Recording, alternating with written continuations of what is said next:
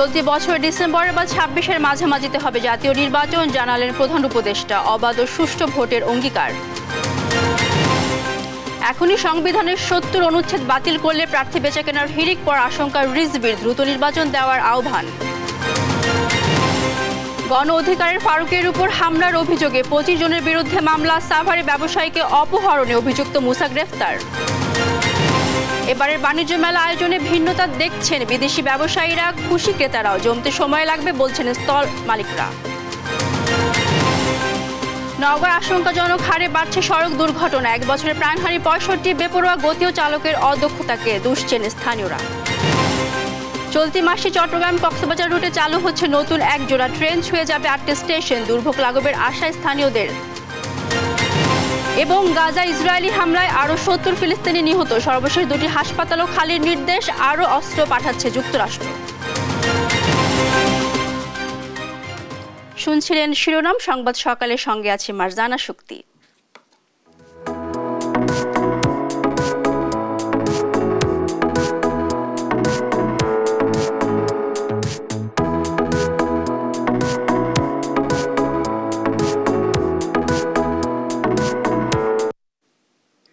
সংবাদে এছাড়াও থাকছে শীতের অন্যতম উপাদেয় খাদ্যপণ্য ব্রাহ্মণবাড়িয়া বিজয়নগরের আখের লালিগুড় উৎপাদনের খবর। দেশের মানুষ কতটুকু সংস্কার চায় তার উপর নির্বাচনের দিন তারিখ নির্ভর করছে বলে জানিয়েছেন প্রধান উপদেষ্টা ডক্টর মোহাম্মদ ইউনূস। ২০২৫ সালের ডিসেম্বর অথবা ২৬-এর মাঝামাঝি জাতীয় নির্বাচন হতে পারে বলেও জানান তিনি। রাষ্ট্রীয় অতিথি ভবন যমুনার ব্রিটিশ সংসদ সদস্য রূপা হকের সঙ্গে সৌজন্য সাক্ষাতে এসব কথা বলেন প্রধান উপদেষ্টা। সংবাদ বিজ্ঞপ্তিতে জানানো হয়, সাক্ষাতে প্রধান উপদেষ্টা রূপা হককে বলেন, গেল ৩টি নির্বাচনে জনগণ ভোট দিতে পারেনি, আগামী নির্বাচন অবাধ ও সুষ্ঠু হবে। আশ্বস্ত করে ডক্টর ইউনূস বলেন, দেশের মানুষ আবার তাদের বাক স্বাধীনতা ফিরে পেয়েছে। এ সময় আগামী নির্বাচন পর্যবেক্ষণে বাংলাদেশে আসার ইচ্ছা প্রকাশ করেন রূপা হক।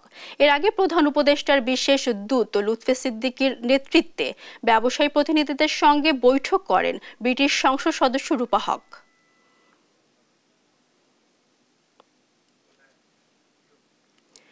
সংবিধানের ৭০ অনুচ্ছেদ বাতিল করলে পড়বে প্রার্থী বেচাকেনার হিড়িক। এতে স্বাভাবিক নির্বাচনের পথে বাধা সৃষ্টি হবে বলে মন্তব্য করেছেন বিএনপির সিনিয়র যুগ্ম মহাসচিব রুহুল কবির রিজভী।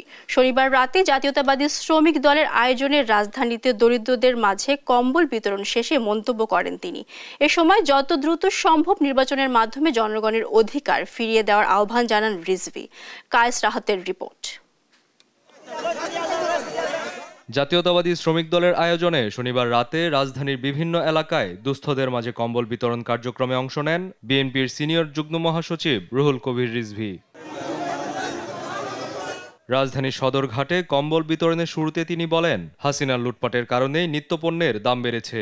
পণ্যমূল্য মানুষের ক্রয় ক্ষমতার ভেতরে রাখতে অন্তর্বর্তী সরকারকে সিন্ডিকেটের বিরুদ্ধে ব্যবস্থা নেয়ার আহ্বান জানান রিজভী। একটি অন্তর্বর্তীকালীন নিরপেক্ষ সরকার, তারা মার্কেটে মার্কেটে বাজারে বাজারে হানা দিয়ে সিন্ডিকেট বাসদেরকে তারা ধরবেন, যারা পণ্য সিন্ডিকেট করে তাদেরকে ধরবেন এবং বাজার নিয়ন্ত্রণ করবে। পরে গুলিস্তান, কমলাপুর, মহাখালী ও কারওয়ান বাজার এলাকায় দরিদ্র মানুষের হাতে কম্বল তুলে দেন রিজভী। কর্মসূচি শেষে অন্তর্বর্তী সরকারের উদ্দেশ্যে তিনি বলেন, যত দ্রুত সম্ভব নির্বাচনের মাধ্যমে জনগণকে তাদের অধিকার ফিরিয়ে দিতে হবে। সমমনা দল, গণতান্ত্রিক দল, ছাত্র জনতার মধ্যে ফাটল ধরানোর জন্য অনেকে অনেকভাবে উস্কানি দিচ্ছে, কিন্তু কোনো উস্কানিতেই কোনো লাভ হবে না। এই জন্যই আমি মনে করি অতি দ্রুত জনগণের ক্ষমতা জনগণকে ফিরিয়ে দিন অবাধ সুষ্ঠু নির্বাচনের মধ্যে দিয়ে। ক্ষমতা দীর্ঘায়িত করতে সংবিধানে যেসব পরিবর্তন করা হয় তা সংস্কারের আহ্বান জানান রিজভী। তবে এখনই ৭০ অনুচ্ছেদ বাতিলের বিপক্ষে অবস্থান জানান তিনি। আমরাও চাই আর্টিকেল ৭০ এটা মোচন করা হোক, এটা দূরে নিয়ে যাওয়া, কিন্তু কিছু ধারাবাহিক গণতান্ত্রিক পালাবদলের পরে, কয়েকটি সংসদীয় নির্বাচনের পরে সংস্কার কাজে তাড়াহুড়া করলে তা দেশ ও জনগণের জন্য ক্ষতিকর হতে পারে বলেই মত এই বিএনপি নেতার। কায়েস রাহাত, দেশ টিভি, ঢাকা। কোনো ষড়যন্ত্র বা চক্রান্তের কাছে বিএনপি মাথা নত করবে না বলে জানিয়েছেন দলটির মহাসচিব মির্জা ফখরুল ইসলাম আলমগীর। ছাত্রদলের প্রতিষ্ঠা বার্ষিকীতে ঠাকুরগাঁয়ে ছাত্র সমাবেশে ভার্চুয়ালি যুক্ত হয়ে তিনি কথা জানান। এ সময় দেশকে দুর্নীতিমুক্ত করতে চাইলে গণতন্ত্র রক্ষা করতে হবে বলে মন্তব্য করেন মির্জা ফখরুল। সহকর্মীদের পাঠানো তথ্য ছবিতে নুসরাত শোভার ডেস্ক রিপোর্ট। শনিবার বাগেরহাটের মোরেলগঞ্জে আজিজিয়া মাধ্যমিক বিদ্যালয় মাঠে সমাবেশ করে বিএনপি। বক্তব্য রাখেন দলের স্থায়ী কমিটির সদস্য ডক্টর আব্দুল মঈন খান। বলেন, গণতান্ত্রিক উদার রাষ্ট্র গঠন করতে হলে নিজের স্বার্থ না দেখে শুধুমাত্র দেশের স্বার্থ দেখতে হবে। আজকে যে ছাত্র জনতা বুকে রক্ত ঢেলে দিয়ে বাংলাদেশে যুগান্তকারী পরিবর্তন এনেছেন, যার ফলশ্রুতিতে একটি অন্তর্বর্তীকালীন সরকার গঠিত হয়েছে, যারা এই দেশকে একটি গণতান্ত্রিক উদার রাষ্ট্রে পরিণত করার প্রচেষ্টায় রয়েছেন। আমি তাদেরকে শুধু একথাটি স্মরণ করিয়ে দিতে চাই যে নিজের স্বার্থ বিসর্জন দিয়েই কেবল দেশকে রক্ষা করা যায়।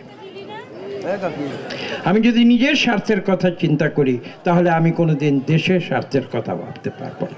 এদিন ঠাকুরগাঁওয়ে ছাত্রদলের প্রতিষ্ঠা বার্ষিকী উপলক্ষে সমাবেশে ভার্চুয়ালি যুক্ত হন বিএনপি মহাসচিব মির্জা ফখরুল ইসলাম আলমগীর। বলেন, বিএনপিকে নিয়ে ষড়যন্ত্র চক্রান্ত শুরু হয়েছে, কিন্তু সেই ষড়যন্ত্রের কাছে মাথা নত করবে না বিএনপি। আজকে অনেক ষড়যন্ত্র শুরু হয়েছে, চক্রান্ত শুরু হয়েছে, সেই চক্রান্তের কাছে আমরা কেউ মাথা নত করব না। দেশ থেকে বৈষম্য ও দুর্নীতি দূর করে জনগণের সরকার প্রতিষ্ঠায় ঐক্যবদ্ধ হয়ে কাজ করার আহ্বান জানান মির্জা ফখরুল। দুর্নীতি মুক্ত করতে চাইলে, আমরা গণতন্ত্রকে এখানে রক্ষা করতে চাইলে, আমরা মানুষের কথা বলার অধিকারকে রক্ষা করতে চাইলে, আমরা এখানে সংবাদপত্রের স্বাধীনতাকে অক্ষুণ্ণ রাখবো।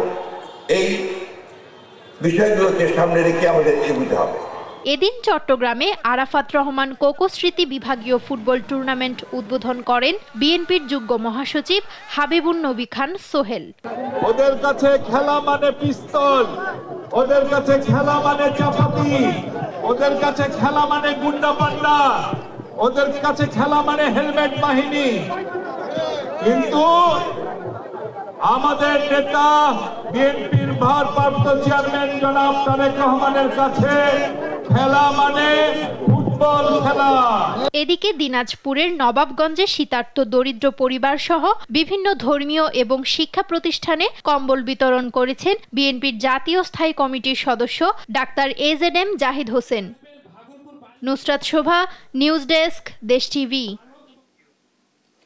বিএনপির ভারপ্রাপ্ত চেয়ারম্যান তারেক রহমানের বিরুদ্ধে দায়ের চাঁদাবাজির 4টি মামলা বাতিলে হাইকোর্টের রায়ের বিরুদ্ধে লিভ টু আপিল করেছে রাষ্ট্রপক্ষ। রাষ্ট্রপক্ষের এসব আবেদন শুনানির জন্য আপিল বিভাগের কার্যতালিকা অন্তর্ভুক্ত করা হয়েছে। আগামীকাল জ্যেষ্ঠ বিচারপতি আশফাকুল ইসলামের নেতৃত্বাধীন আপিল বিভাগের 4 বিচারপতির বেঞ্চে এসব আবেদনের উপর শুনানি হবে। মামলা বাতিল করে হাইকোর্ট যে রায় দিয়েছে তা সঠিক হয়নি বলে আবেদনে দাবি করেছেন রাষ্ট্রপক্ষ। 23 অক্টোবর বিচারপতি AKM আসাদুজ্জামান ও বিচারপতি সৈয়দ এনায়েত হোসেনের দ্বৈত হাইকোর্ট বেঞ্চ তারেক রহমানের বিরুদ্ধে থাকা 4টি মামলা বাতিল করে রায় দিয়েছিলেন। 2007 সালে বিভিন্ন ব্যক্তি বাদী হয়ে গুলশান, কাফরুল, শাহবাগ ও ধানমন্ডি থানায় চাঁদাবাজির অভিযোগে তারেক রহমানের বিরুদ্ধে এসব মামলা করে। মামলা দায়েরের বৈধতা প্রশ্নে হাইকোর্টের ফৌজদারি কার্যবিধির 561 ক ধারায় আবেদনের প্রেক্ষিতে মামলা 4টি বাতিল করে দেন হাইকোর্ট।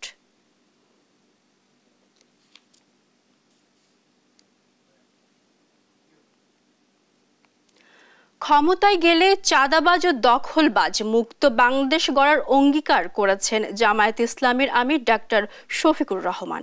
শনিবার কুষ্টিয়া জামায়াতের কর্মী সম্মেলনে তিনি একথা বলেন। উন্নয়ন প্রকল্পের নামে লুটপাট করে আওয়ামী লীগ দেশকে ফোকলা বানিয়েছে বলেও অভিযোগ করেন জামায়াত আমির।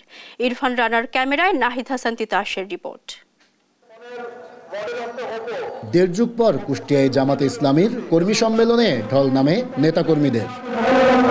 সম্মেলন শুরুর আগেই নেতাকর্মীদের উপস্থিতিতে কানায় কানায় পূর্ণ হয়ে যায় সম্মেলনস্থল। প্রকাশ্যে এমন সভায় যোগ দিয়ে উচ্ছ্বাসিত নেতাকর্মীরা। বাংলাদেশ জামাত ইসলামের চিন্তা চেতনা এদেশের মানুষ যেন সুখে শান্তিতে বসবাস করতে পারে, জুলুম নির্যাতন থেকে মুক্তি পায়। লক্ষ জনতার উপস্থিতি প্রমাণ করেছে জামাতের নেতৃত্বের প্রতি জনগণ আস্থাশীল। আমরা জনগণের এই আস্থাকে বুকে ধারণ করে আগামী দিনে একটি সুন্দর সমাজ এবং রাষ্ট্র গঠনে এগিয়ে যাচ্ছি। শনিবার কুষ্টিয়া সরকারি কলেজ মাঠে বেলা 11:30টার দিকে সম্মেলন মঞ্চে ওঠেন জামাতের আমির ডক্টর শফিকুর রহমান। বক্তব্যে তিনি বলেন, শেখ হাসিনা সরকার ও তার আত্মীয় স্বজন মিলে দেশের অর্থনীতিকে ধ্বংস করেছে, উন্নয়ন প্রকল্পের নামে লুটপাট করে ফোকলা বানিয়েছে দেশকে। তাদের এই গত 15.5 বছরের আমলে যার হিসাব বের হয়ে আসছে 26 লক্ষ কোটি টাকা, যা বাংলাদেশের বার্ষিক বাজেটের প্রায় 5 গুণ। দেশের সম্পদ শুধু বিদেশে যা পাচার করেছেন, আর দেশে যেখানেই তাদের হাড়িতে হাত ঢুকছে সেখানেই টাকার খনি। এই টাকা এরা পেল কোথায়? আপনাদের একেবারেই নিকটে রূপপুর পারমাণবিক কেন্দ্র, এখান থেকে মালিকের পরিবার শুধু একটা প্রকল্প থেকে 57,000 কোটি টাকা চুরি করেছে।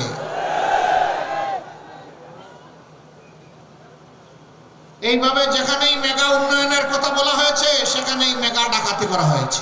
স্বাধীনতার পর থেকে গেল 5 আগস্ট পর্যন্ত যারা ক্ষমতায় এসেছে তারা মানুষের অধিকার নিশ্চিত করতে পারেনি বলেও মন্তব্য করেন ডাক্তার শফিকুর রহমান। জামাত ক্ষমতায় গেলে লুটপাট ও চাঁদাবাজ মুক্ত দেশ গড়ার অঙ্গীকার ব্যক্ত করেন জামাত আমির। এমন একটা দেশ আপনারা চান যেই সমাজে চাঁদাবাজি থাকবে না, যেই সমাজে ঘুষখোর থাকবে না, যেই সমাজে দখল বাণিজ্য চলবে না, যেই সমাজে মানুষে মানুষে কোনো বৈষম্য হবে না, যেই সমাজে ধর্মে ধর্মে কোনো বৈষম্য হবে না, এমন একটা দেশকে আপনারা চান? সেই মানবিক বাংলাদেশ চান? তো চাই বললে এটা হয়ে যাবে না, তার জন্য আরো অনেক লড়াই করতে হবে। কর্মী সম্মেলনে কেন্দ্রীয় স্থানীয় নেতৃবৃন্দ ছাড়াও জেলার বিভিন্ন এলাকা থেকে দলে দলে হাজার হাজার নেতাকর্মী অংশ নেন। নাইদা সান্তিতাস, দেশ টিভি, কুষ্টিয়া। বাংলাদেশের মানুষের জন্য নয়, 7 সিস্টার্সকে বাঁচাতেই ভারত মুক্তিযুদ্ধে সহায়তা করেছিল বলে মন্তব্য করেছেন জুলাই শহীদ স্মৃতি ফাউন্ডেশনের সাধারণ সম্পাদক সার্জিস আলম। শনিবার চট্টগ্রামে ভারতের রাজনৈতিক ও সাংস্কৃতিক আধিপত্যবাদ শীর্ষক গোলটেবিল আলোচনায় তিনি এ মন্তব্য করেন। এ সময় ভারতীয় আধিপত্যবাদ রুখে দেওয়ার আহ্বান জানান সার্জিস আলম। সহকর্মী AKM নাজিমের রিপোর্ট জানাচ্ছেন আপন অপু। শনিবার চট্টগ্রামে অনুষ্ঠিত হয় ভারতের রাজনৈতিক ও সাংস্কৃতিক আধিপত্যবাদ শীর্ষক গোলটেবিল আলোচনা। ইসলামী আন্দোলন আয়োজিত এই আলোচনায় অংশ নেন জুলাই শহীদ স্মৃতি ফাউন্ডেশনের সাধারণ সম্পাদক সার্জিস আলম। তিনি বলেন, বাংলাদেশের মানুষের জন্য নয়, 7 সিস্টার্সকে বাঁচাতেই ভারত মুক্তিযুদ্ধে সহায়তা করেছিল। যে সবচেয়ে বড় অন্তর্নিহিত ইচ্ছা, সেই ইচ্ছার বহিঃপ্রকাশ 1971 সালে ভারত করেছে। শুধুমাত্র বাংলাদেশের মানুষের জন্য নয়, বরং নিজের 7 সিস্টার্সকে সেভ করার জন্য কিভাবে ভারত এই মুক্তিযুদ্ধে অংশগ্রহণ করেছে। শেখ হাসিনাকে আশ্রয় দিয়ে ভারত ভুল করেছে বলেও মন্তব্য করেন সার্জিস। তিনি বলেন, আওয়ামী লীগের মাধ্যমে ভারত দীর্ঘদিন এদেশের উপর ক্ষমতা প্রয়োগ করেছে। এই আধিপত্যবাদকে ভাঙতে হবে জানিয়ে 71-এর আগে ও পরে ভারতের আধিপত্যবাদ নতুন প্রজন্মের কাছে তুলে ধরার আহ্বান জানান তিনি। বিগত 16 বছরে আওয়ামী লীগ ভারতকে বাংলাদেশের মনিবের কাতারে নিয়ে গিয়েছে এবং নিজেরা স্বেচ্ছায় দাসত্ব বরণ করেছে শুধুমাত্র নিজেদের ক্ষমতাকে সিকিউর করার জন্য। তাদের কাছে দেশ, দেশের মানুষ, দেশের সার্বভৌমত্বের চেয়ে ক্ষমতার মূল্যটা বেশি ছিল। যে কোনো মূল্যে তারা ক্ষমতায় থাকতে চেয়েছিল। এ সময় আইনজীবী আলিফ হত্যাকাণ্ড প্রসঙ্গে সার্জিস বলেন, এই হত্যাকাণ্ড স্বৈরাচারের পরিকল্পিত ছিল। চট্টগ্রামের মানুষ ঐক্যবদ্ধভাবে ষড়যন্ত্রকে রুখে দিয়েছে। নিউজ ডেস্ক, দেশ টিভি। গণ অধিকার পরিষদের সিনিয়র সহসভাপতি ফারুক হাসানের উপর হামলার ঘটনায় রাতে শাহবাগ থানায় মামলা দায়ের করেছেন দলটির সাধারণ সম্পাদক রাশেদ খান। মামলায় 5 জনের নাম উল্লেখ করে অজ্ঞাত আরও 20 জন আসামি করা হয়েছে। মামলা দায়ের শেষে সাংবাদিকদের রাশেদ খান জানান, এটি বিপ্লবী নয়, বরং সন্ত্রাসীদের কাজ। সেই সঙ্গে এটি বর্তমান সরকারের ভাবমূর্তি নষ্ট করার কোনো ষড়যন্ত্র কিনা তাও খতিয়ে দেখার আহ্বান জানান তিনি। হামলায় জড়িতদের গ্রেফতারের দাবি জানিয়ে রাশেদ খান বলেন, ফ্যাসিস্টের ফিরে আসা রুখতে ভুইফোর্স সংগঠনের বিষয়ে সরকারকে সতর্ক থাকতে হবে।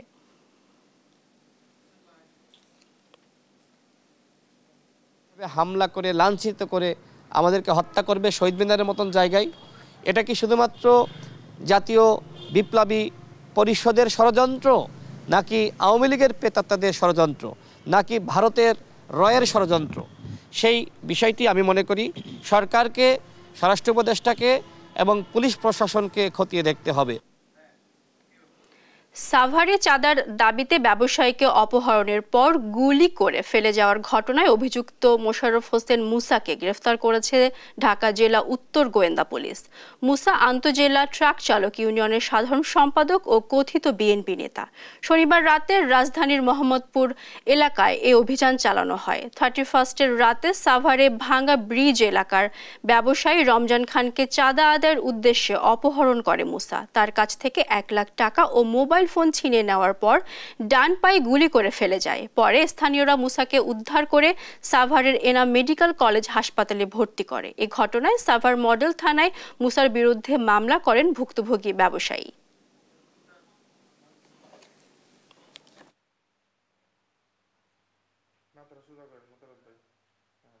আজকে সন্ধ্যায় আমরা ডিএমপি মোহাম্মদপুর এলাকা থেকে তাকে গ্রেপ্তার করতে সক্ষম হই।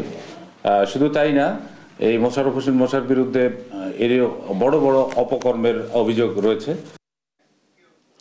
কুড়িগ্রামে শীতের তীব্রতা কিছুটা কমেছে, এতে কিছুটা স্বস্তিতে দরিদ্র ও ছিন্নমূল মানুষ। পরিস্থিতি জানাতে সরাসরি যুক্ত হচ্ছেন সহকর্মী জুয়েল রানা। জুয়েল, এলাকার সার্বিক শীত পরিস্থিতি আমাদের জানান। মার্জানা, আপনি যেমনটি বলছিলেন, গত কাল থেকে কিন্তু বেলা বাড়ার সঙ্গে সঙ্গে কিন্তু ঝলমলে যে রোদ সেটির কিন্তু দেখা মিলছে, যার ফলে কিন্তু ঠান্ডার যে তীব্রতা সেটি কিন্তু কিছুটা কমেছে।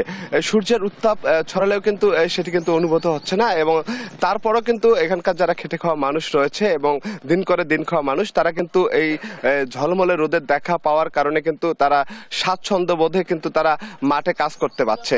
এছাড়াও তারা বলছে যে এরকম যদি আজ আপনাকে জানিয়ে রাখি, আজ কিন্তু জেলার সর্বনিম্ন তাপমাত্রা রেকর্ড করা হয়েছে 13 ডিগ্রি সেলসিয়াস, এবং আবহাওয়া অফিস বলছে যে এরকম তাপমাত্রা কিন্তু এ মাস জুড়েই থাকবে। এর মধ্যে কিন্তু 2 থেকে 3টি শৈত্যপ্রবাহ এই জেলার উপর দিয়ে বয়ে যাবে। এছাড়াও কিন্তু এই ঠান্ডার যে তীব্রতা সেটি কিন্তু নদী পারে, অর্থাৎ যেহেতু কুড়িগ্রামে 16টি নদ নদী রয়েছে এবং নদীর তীরবর্তী এলাকায় কিন্তু ঠান্ডার প্রকোপটা একটু বেশি থাকে। তারপরেও কিন্তু ইতিমধ্যে জেলা প্রশাসন জেলার 9 উপজেলায় কিন্তু এই শীত নিবারণে 50 লাখ টাকা এবং 12,000 কম্বল ইতিমধ্যে কিন্তু 9 উপজেলায় বরাদ্দ দিয়েছে, সেটি কিন্তু বিতরণ শেষ হয়েছে। এছাড়াও আমরা দেখেছি কিন্তু এই সরকারের পাশাপাশি বিভিন্ন যে সামাজিক সংগঠনগুলো রয়েছে তারাও কিন্তু জেলার বিভিন্ন প্রত্যন্ত এলাকা এবং গ্রামগঞ্জে কিন্তু তারা এই শীতার্ত মানুষের মাঝে এই শীত বস্ত্র বিতরণ করছে। এছাড়াও ছাড়াও আপনাকে জানিয়ে রাখি, যেহেতু গত 2 দিন ধরে রোদের দেখা মিলছে, এর কারণে কিন্তু এখানকার খেটে খাওয়া যারা মানুষ রয়েছে তারা কিন্তু একটু স্বাচ্ছন্দ্য বোধে মাঠে কাজ করছে। তারা বলছেন যে এরকম যদি আসলে রোদ থাকে তাদের কাছে শীত আসলে মনে হচ্ছে না, তবে যদি রোদ না থাকে সেক্ষেত্রে কিন্তু ঠান্ডার যে প্রকোপটা সেটা কিন্তু কুড়িগ্রামে বেড়ে যায়। তখন কিন্তু যারা দিন করে দিন খাওয়া মানুষ আছে তারা কিন্তু তখন কষ্টে পড়ে যায়। এছাড়াও আবহাওয়া অফিস বলছে যে 2-1 দিনের মধ্যে এরকম তাপমাত্রা থাকবে এবং এ মাসেই কিন্তু শৈত্যপ্রবাহের সম্ভাবনার কথা বলছে, এবং শীত এবং ঠান্ডা বাড়ার কারণে কিন্তু শীতজনিত যে রোগে আক্রান্ত রোগীর সংখ্যা সেটি কিন্তু কিছুটা বেড়েছে কুড়িগ্রাম জেনারেল হাসপাতালে। মার্জানা, এই ছিল শীতের সর্বশেষ পরিস্থিতি। ধন্যবাদ। দর্শক, কুড়িগ্রাম থেকে শীতের তীব্রতা নিয়ে জানাচ্ছিলেন সহকর্মী জুয়েল রানা। 43টি পণ্য ও সেবায় ভ্যাট বাড়ানোর সিদ্ধান্ত অযৌক্তিক বলে মনে করছেন ব্যবসায়ী ও বিশ্লেষকরা। ভোক্তারা জানান, অন্তর্বর্তী সরকারের এমন সিদ্ধান্ত জনজীবনে সৃষ্টি করবে বাড়তি চাপ। জান্নাতুল মোহনার প্রতিবেদন। স্বাদ ও সাধ্যের মধ্যে পরিবার প্রিয়জন দিনে সময় কাটানোর অন্যতম জায়গা রেস্তোরাঁ। এখন যে ফুচকাটি খাচ্ছি তার বর্তমান মূল্য 210 টাকা। 15% ভ্যাট বৃদ্ধি পেলে যার মূল্য হবে 241 টাকা। দ্রব্যমূল্যের ঊর্ধ্বগতির এই যুগে যা ভোক্তাদের জন্য মরার উপর খাড়ার ঘা। চলতি 2024-25 অর্থ বছরের মাঝপথে এসে হঠাৎ ভ্যাট, সম্পূরক শুল্ক সহ বিভিন্ন ধরনের কর বাড়িয়ে রাজস্ব বাড়ানোর উদ্যোগ নিয়েছে অন্তর্বর্তী সরকার। তারই অংশ হিসেবে তৈরি পোশাক, এসি রেস্তোরাঁ, মিষ্টি, নন এসি হোটেল সহ 43 ধরনের পণ্য সেবায় ভ্যাট বেড়ে 15% হতে পারে, যা অযৌক্তিক হিসেবেই দেখছেন অর্থনীতি বিশ্লেষকরা। বলছেন স্বয়ংক্রিয় কর ব্যবস্থাপনা চালু না করে সরকারের এমন উদ্যোগ বৈষম্য এবং ভোগান্তি বাড়াবে। ব্যবসায়ীদের ব্যবসার যে দৈন্য পরিস্থিতি সেই বিবেচনায় আমাদের কাছে মনে হয়েছে যে এই মুহূর্তে ভ্যাট বৃদ্ধির এই উদ্যোগটি যথাযথ হয়নি। মূল্যস্ফীতির বাজারে ক্রেতা সংকটে থাকা অধিকাংশ ব্যবসায়ীরা লোকসান গুনছেন বিগত সরকারের আমল থেকেই। ভ্যাট বাড়লে ক্রেতার অভাব আরও বাড়বে বলে মনে করছেন তারা। 15,000 টাকার শাড়ি সেক্ষেত্রে অনেক বেশি হবে, তো 15% ব্যাট কোনো অবস্থাতে এটা গ্রহণযোগ্য না। ক্রেতা শূন্য হলে থাকবে না বিক্রি, আর বিক্রি না হলে ভ্যাট দেওয়ার উৎসাহ উল্টো কমতে শুরু করবে বিক্রেতাদের মাঝে। মূল্যস্ফীতির কারণে ক্রয় ক্ষমতার বাইরে চলে গেছে সবকিছু, তো সেই জায়গায় আবার একটা 15% একটা মরার উপর খাড়ার ঘা যদি এসে পড়ে, তখন আসলে পুরো ব্যাপারটাই একটু ডিফিকাল্ট হয়ে যাবে। আমাদের আসলে করের আওতাটা বাড়ানো দরকার। বাজার ঘুরে নিম্নমূল্যের পণ্য খোঁজা ক্রেতারা ভ্যাট বৃদ্ধির পণ্য থেকে মুখ ফিরিয়ে নেবে। আরও কিছু পণ্য সাধারণ ক্রেতার কাছে কেনা হবে দুঃসাধ্যকর বিষয়। পোশাক হোক, খাবার হোক, দ্রব্যমূল্য ঊর্ধ্বগতি হয়, সেটা অবশ্যই জনগণের জন্য, সর্বোপরি সকল স্তরের মানুষের জন্য একটা নেতিবাচক প্রভাব ফেলবে। মানে হোটেল এবং রেস্টুরেন্টের সাথে ট্যুরিজমটা জড়িত, এই খাতটা বাংলাদেশে মাত্র গ্রো করতেছে, তো এই ক্ষেত্রে এটা গ্রোটা বাধাগ্রস্ত হবে।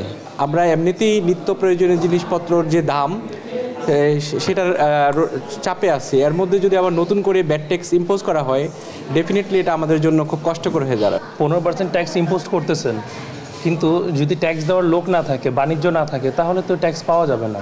জনজীবনের কথা চিন্তা না করে শুধু সংস্থাটির শর্ত পূরণের জন্য ভ্যাট বাড়ানো হবে ভোক্তার জন্য বাড়তি বোঝা, বলছেন বিশ্লেষকেরা। জান্নাতুল মোহনা, দেশ টিভি, ঢাকা। 29তম আন্তর্জাতিক বাণিজ্য মেলায় দেশীয় ব্যবসায়ীদের পাশাপাশি এসেছেন বিদেশি অনেক ব্যবসায়ী। বিগত দিনের চেয়ে এবারের আয়োজনকে কিছুটা ভিন্ন ও পরিপাটি বলছেন তারা। মেলায় ঘুরতে আসা দর্শনার্থীরা এবারের আয়োজনে মুগ্ধ, আর মেলা জমে উঠতে আরও কিছুদিন সময় লাগবে বলে জানান ব্যবসায়ীরা। বাণিজ্য মেলা ঘুরে আরও জানাচ্ছেন ফজলে আদিত্য। সাপ্তাহিক ছুটির দিনে পরিবার পরিজন নিয়ে অনেকেই ঘুরতে এসেছেন ঢাকা আন্তর্জাতিক বাণিজ্য মেলায়। 29তম আন্তর্জাতিক মেলার এই অধিবেশনে দোকান দিয়েছে দেশি বিদেশি অনেক ব্র্যান্ড ও কোম্পানিরা, তবে এখনও চলছে দোকান স্থাপনের কার্যক্রম। মেলায় ঘুরতে আসা বিভিন্ন দর্শনার্থীরা উপভোগ করছে মেলার পরিবেশ। আজকে ছুটির দিন, সেই সুবাদে কয়েকটি রিসোর্ট এর পাশাপাশি একই জায়গায় এখানে ঘোরার সুযোগ হয়েছে।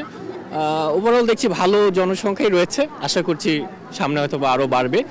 অত একটা প্রাইস মনে হচ্ছে না, সবকিছু ঠিকই আছে, কেনাকাটা করেছি। আমরা কোনো বছরই আসলে এই ইন্টারন্যাশনাল ট্রেড ফেয়ার এটা আমরা মিস করতে চাই না। এনজয় করতে ফ্যামিলি নিয়ে, ফ্রেন্ডস নিয়ে আমরা এখানে চলে আসি। কার কিনেছি দুটো, আর আমি কয়েকটা স্কেচ পেন, মার্কার কিনছি। গতবার স্যারের তুলনায় এবার মোটামুটি ভালোই, মোটামুটি দোকানপাট বা এভরিথিং মিলে সবকিছু মোটামুটি ভালোই হয়েছে। অবশ্য এখন পর্যন্ত আশানুরূপ বিক্রি হচ্ছে না বলে জানান দোকান মালিকরা।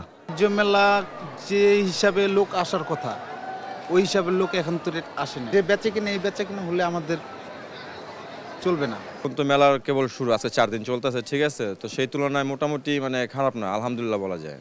এদিকে মেলায় আসা বিদেশি ব্যবসায়ীরা মেলার পরিবেশ নিয়ে সন্তুষ্টি প্রকাশ করেন। বলেন বিগত দিনের চেয়ে এবারের মেলার আয়োজন কিছুটা ভিন্ন ও পরিপাটি। Coming for this fair 15 years now, 16 years this year. So nice people, so good behavior.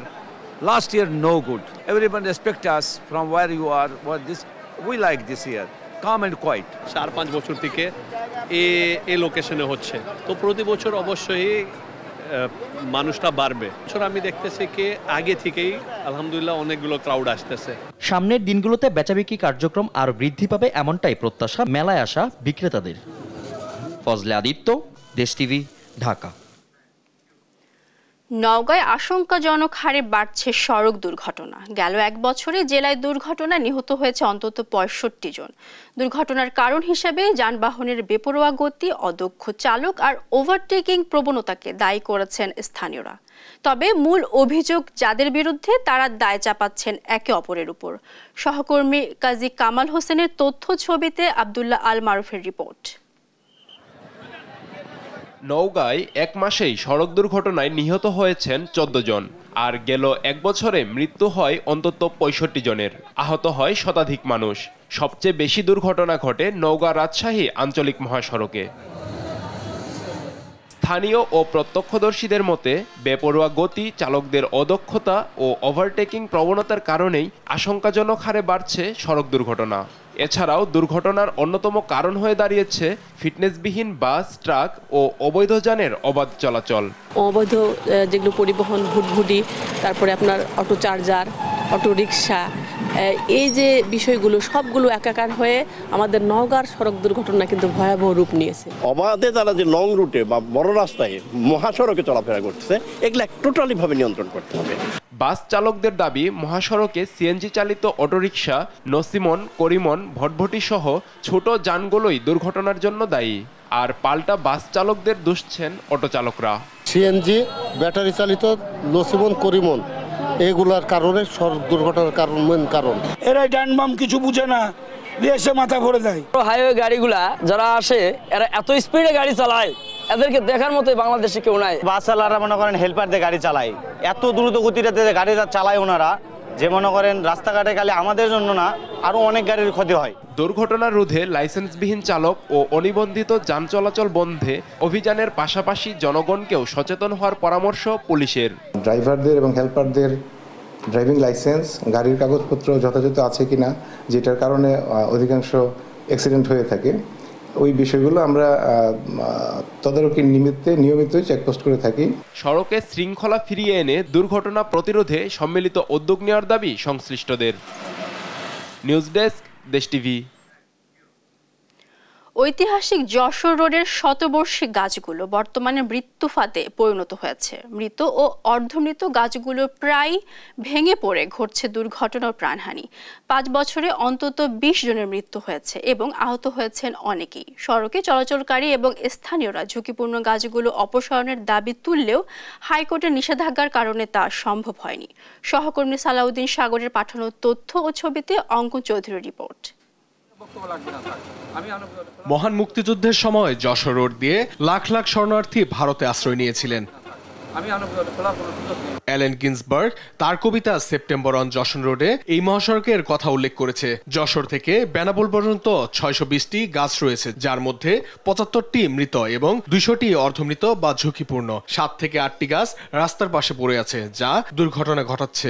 এমন ভয় হয় যে কখন পড়বে এই জন্য এই রোডের গাছগুলো সব মানে মেরে ফেলতে উচিত। ঝড় বাতাস হলে আমরা এখানে একটা গাড়ি রাখতে পারি না, ভয় কখন ভেঙে পড়বে ডালপালা।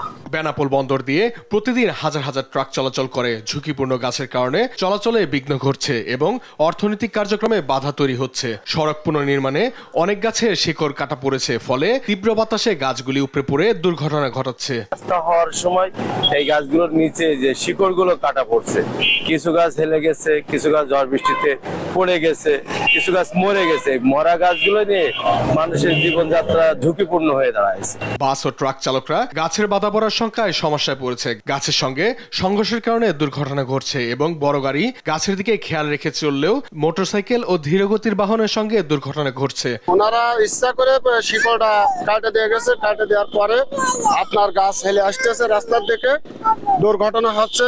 2018 সালে যশোর বেনাপোল মহাসড়কে সংস্কারের জন্য গাছ কাটার সিদ্ধান্ত নেওয়া হয়েছিল। তবে পরিবেশবাদী সংগঠন ও নাগরিক সমাজের আন্দোলনে গাছ কাটার সিদ্ধান্তে দ্বিধা তৈরি হয় এবং আদালতের নিষেধাজ্ঞায় তা বন্ধ হয়ে যায়, যা এখনো নিষ্পত্তি হয়নি। আমাদের রাস্তা সম্প্রসারণের কাজের অংশ হিসেবে গাছগুলো রাখা হবে কি কাটা হবে এই নিয়ে মতভেদ আছে এবং যারা পরিবেশবাদী তাদের সাথে সমন্বয় করে আলোচনা করে কিভাবে এই গাছগুলো রেখে উন্নয়নমূলক কাজগুলো করা যায় সেটার একটা সুন্দর তারা পদ্ধতি বের করতে পারবে। ঐতিহাসিক মহাসড়কটি নিরাপদ ও জনবান্ধব করতে সংশ্লিষ্ট কর্তৃপক্ষ জনগণের মতামতকে প্রাধান্য দেবেন, এমনটাই প্রত্যাশা জনসাধারণের। নিউজ ডেস্ক, দেশ টিভি। পর্যটকদের সুবিধার জন্য চট্টগ্রাম ও কক্সবাজার রুটে আরও 1 জোড়া ট্রেন চালুর পরিকল্পনা হাতে নিয়েছে রেলওয়ে, যা চলতি মাসে যাত্রা শুরু করতে পারে। নতুন ট্রেন চালু হলে দুর্ভোগ কমবে বলে আশা করছেন ভ্রমণকারী ও স্থানীয়রা। চট্টগ্রাম থেকে সহকর্মী আজিজা হক পায়েলের রিপোর্ট। স্থানীয় বাসিন্দা ও পর্যটকদের সুবিধায় চট্টগ্রাম থেকে কক্সবাজার রুটে আরও 1 জোড়া ট্রেন চলাচলের পরিকল্পনা হাতে নিয়েছে রেলওয়ে। 15,000 কোটি টাকা ব্যয়ে তৈরি এই রেলপথে যাতায়াত করছে একটি মাত্র বিশেষ ট্রেন। ট্রেনটিতে কক্সবাজার যাওয়ার সুযোগ থাকলেও চট্টগ্রাম থেকে যাত্রীদের টিকিট কাটতে হয় ভ্রমণের 7 থেকে 10 দিন আগে। চাহিদার তুলনায় আসন সংখ্যা কম থাকায় বেশিরভাগ সময় হতাশ হতে হয় যাত্রীদের। সে তো অনেক ভোগান্তি, অনলাইনে টিকিট 10 মিনিটে অল ওভার। সেবাটা একটু উন্নত করা দরকার। দেখেন যে ট্রেনের যে অবস্থা, সামনে ট্রেনটার অবস্থা, যদি আমরা 1-2 দিন আগে কাটতে পারতাম টিকিটটা তাহলে অনেক ভালো লাগতো, কারণ 10 দিন আগে প্ল্যান করলে দেখা যায় যে অনেক কারণে প্ল্যান চেঞ্জও হয়ে যেতে পারে। আরও 2টা ট্রেন দরকার কমসে কম, কারণ যে মানুষ, প্রচুর মানুষ। টিকিট পেতে কষ্ট হয়েছে, কারণ এটা একটু মানে ইয়ার সিজন আর কি, ঘোরাঘুরির সিজন। নতুন ট্রেনের নাম প্রস্তাব করা হয়েছে প্রবাল এক্সপ্রেস। সময়সূচিতেও এসেছে পরিবর্তন। প্রতিটি ট্রেনে 743টি আসন থাকবে, 16টি কোচ নিয়ে ট্রেনগুলো চলাচল করবে। এই 2 জোড়া ট্রেনে যাত্রীরা ওঠানামার সুযোগ পাবে 16 শহর, জানালিহাট, পটিয়া, দোহাজারী, সাতকানিয়া, চকরিয়া, দুলহাজারা ও রামু স্টেশনে। আশা করা হচ্ছে এই মাসেই ট্রেনটি চালু করা হবে। চাহিদা বিবেচনায় নিয়ে আরও 1 জোড়া যুক্ত হয়ে, আর পূর্বে যেটা চলাচল করত আপনার স্পেশাল, এটাকেও স্থায়ীকরণ করা হচ্ছে। আর এর পাশাপাশি আরও 1 জোড়া ট্রেন যুক্ত হওয়ার পরিকল্পনা নেওয়া আছে। তো এই পরিকল্পনাটা আশা করি আপনার জানুয়ারি মাসে এটা বাস্তবায়ন হওয়ার সম্ভাবনা আছে। টিকিটের যেই ভাড়াটা আছে, চলমান যেই ভাড়া, সেটাই থাকবে। এখানে কোনো রকমের বাড়তি ভাড়া পরিবর্তন আসবে না। একই ট্রেন, একটাই ট্রেন, আমরা যেটাকে র্যাক বলি, মানে একটা র্যাক, ওইটাই আপনার চট্টগ্রাম থেকে কক্সবাজার যাবে, আবার ফেরত আসবে, আবার যাবে, আবার আসবে, মানে 2 বার যাবে, 2 বার আসবে। পর্যটন নগরী কক্সবাজার যাতায়াতে নিরাপদে ভ্রমণে দিন দিন বাড়ছে ট্রেনের জনপ্রিয়তা। নতুন ট্রেন চালু হলে দুর্ভোগ কমার প্রত্যাশা ভ্রমণকারীদের। আজিজা হক পায়েল, দেশ টিভি, চট্টগ্রাম। এবার আন্তর্জাতিক প্রসঙ্গ। ইসরায়েলি প্রতিরক্ষা বাহিনীর হামলায় গাজায় প্রাণ গেছে 70 ফিলিস্তিনির। এতে এখন পর্যন্ত মৃত্যুর সংখ্যা বেড়ে দাঁড়িয়েছে 45,658। আল জাজিরা জানায়, শনিবার গাজা উপত্যকার 30টি জায়গায় হামলা চালায় ইসরায়েলি প্রতিরক্ষা বাহিনী। হামলায় মৃত্যুকূপে পরিণত হয়েছে উপত্যকাটি। চারদিকের ধ্বংসস্তূপে দেহাবশেষ খুঁজছেন স্বজনরা। তার উপর অবশিষ্ট 2টি হাসপাতালও খালির নির্দেশ দিয়েছেন নেতানিয়াহু প্রশাসন। বর্বরতার মাঝেই তেল আবিবে $8.2 মিলিয়ন মার্কিন ডলার মূল্যের অস্ত্র পাঠানোর কথা জানিয়েছে বাইডেন প্রশাসন।